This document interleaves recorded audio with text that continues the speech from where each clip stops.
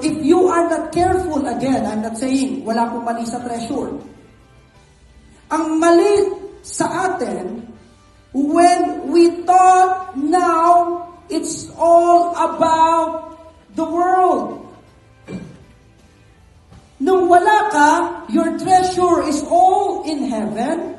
Lahat ng ginagawa mo, it's all about the kingdom of heaven. It's all about the kingdom of God. And then nung nagkaroon ka na, you are not careful, you are now laying yourselves treasure on earth. Now, Pastor Paul, how do I know I'm laying up treasures sa earth?